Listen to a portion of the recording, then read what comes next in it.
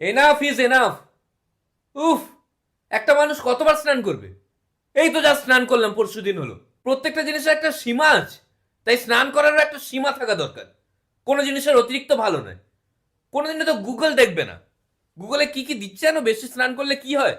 এই দেখো, dry itchy skin, cracked skin, hair loss, skin conditions, acne, dandruff, এত problem. এই যে ক্র্যাকড স্কিন লেখা আছে, ক্র্যাকড স্কিন মানে বোঝো? কিছুদিন পরে চামড়াই থাকবে না।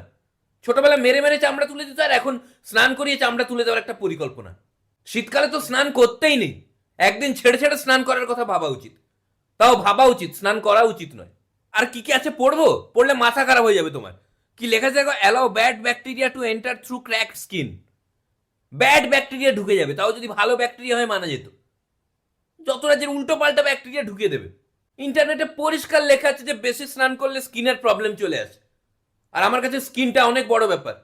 তোমাদের জন্য আমি স্কিনের সঙ্গে ছেলে খেলা করতে পারবো না। মাই skin is my skin, none of your skin. তো এখন কম ঠান্ডা বলে একদিন অন্তর অন্তর স্নান করার কথা ভেবেছি। একটু বেশি ঠান্ডা হলে তো অনির্দিষ্টকালের জন্য স্নান বন্ধ করে দেওয়ার একটা পরিকল্পনা আছে আমার। এটা কি লেখা আছে জানো? Reduce the ability of the immune system to do it's job. আমার ইমিউনিটি কমিয়ে দেবে তুমি? এ কি ধরনের অসভ্যতামি!